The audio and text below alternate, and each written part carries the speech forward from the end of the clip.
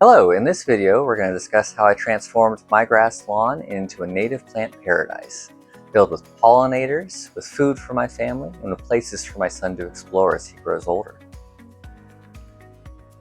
If you're new to the channel, my name is Jacob Lindquist, and I help suburban homeowners transform their grass lawns into native plant gardens. Now, how did I convert my grass lawn into a garden? Mostly through mistakes and trial and error. Back behind me is kind of the area that I've focused on since we've moved in. And I really made my first mistake right out of the gate because that area is about 10,000 square feet. And I've been working on changing it all completely by myself, which was a bad decision. I really needed to start significantly smaller. And so I've created a lot of challenges for myself by trying to take on too much without help and without professional support. But with that said, I've also had a tremendous amount of success.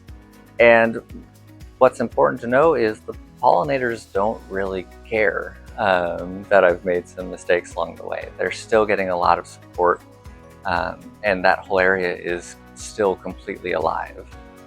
We just kind of finished up a firefly season here, and that area was just glowing every night. And it was just so much fun to just see the effects of that area on the fireflies over the years that we've been there. That area has just been growing in firefly population year after year. Now, like I said, some mistakes have been made, quite a few actually.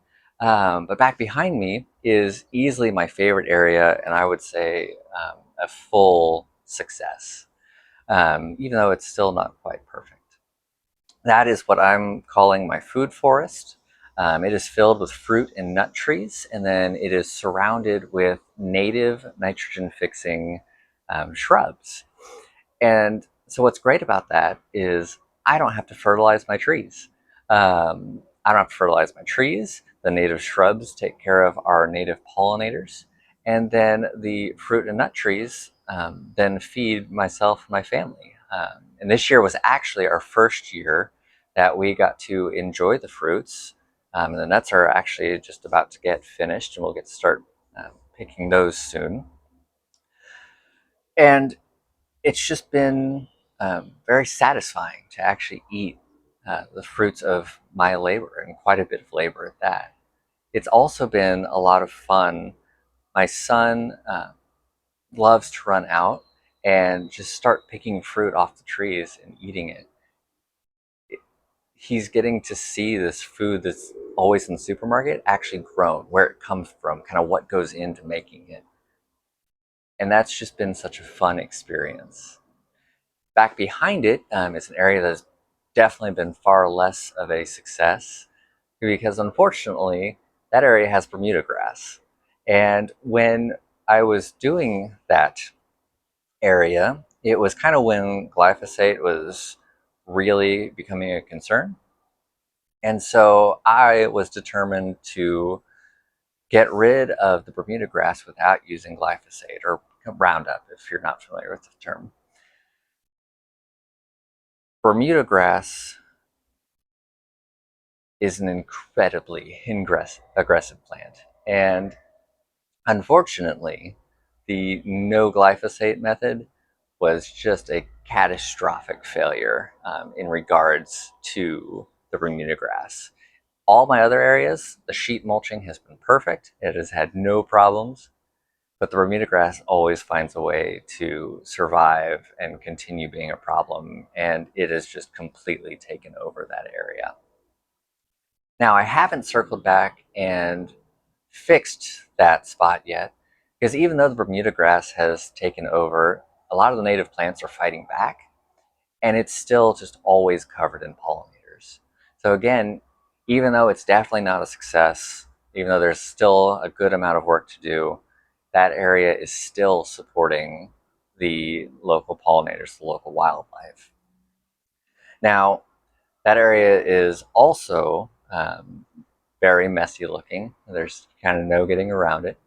And a big part of that is because I went with really tall plants. We're in a tall grass prairie area, and so I really wanted to put some of those in my garden.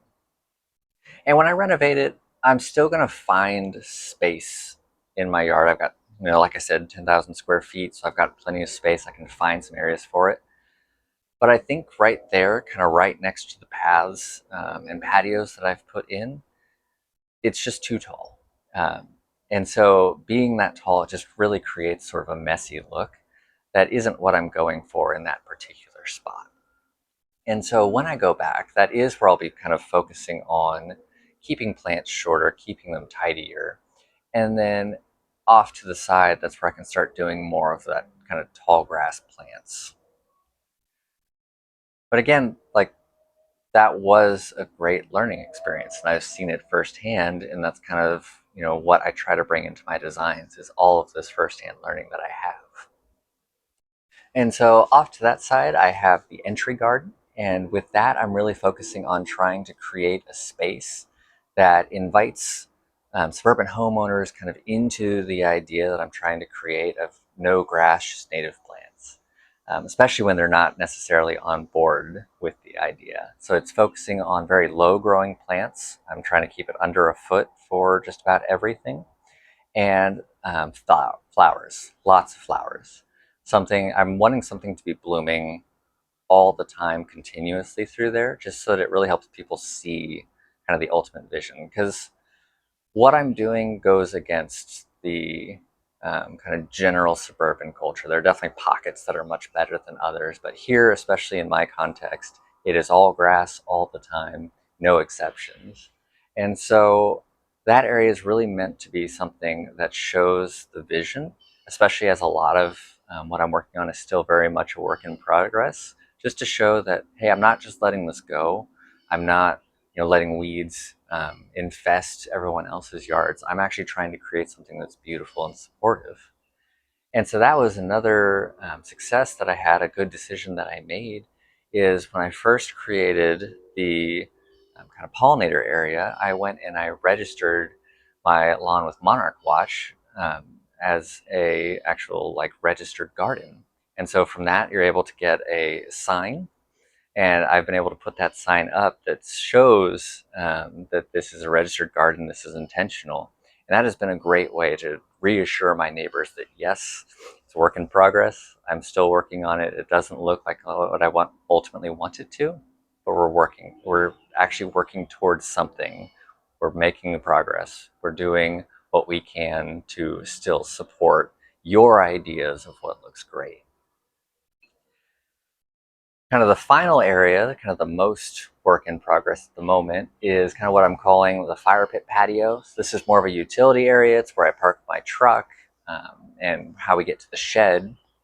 And back behind it is currently just all dead intentionally because I'm killing off all of the weeds and everything that's there. And kind of the ultimate idea with this area is actually to put a pond and more of those kind of tall grass plants back here. I want it to look a little more, just a little more native, a little more wild, because we're so far kind of back from the street. We're back from the neighbors. Um, this is kind of the area that I want to be just really sort of bursting with flowers and tall grass plants and kind of let it be a little bit messier. The idea being that those plants are necessary. Our local pollinators, our local wildlife need them, but I still want to be conscious of my neighbors and create it in a way that still looks beautiful, even if it is a little bit more wild. That is kind of the piece with these native gardens, is they are still gardens. You're not just letting things go wild and go crazy, at least not completely, unless you've got just a ton of land at your disposal. But they're gardens. They're meant to be tended. They're meant to be enjoyed. We as people are meant to go into them and experience them. It's not just for the wildlife. And so this sounds like something you're interested in, online I've got a free guide on how I like to design gardens, and it kind of captures all of the experience and mistakes and the trial and error lessons learned that I've kind of touched on here and I've just gathered over the years. And if you want to go a step further, if you want more personalized advice, if you would like a full design, I am a garden designer. I do consultations. You can book them on my website, or you can reach out if you do in fact want to pursue a full design. And my name is Jacob Lindquist. Have a great day.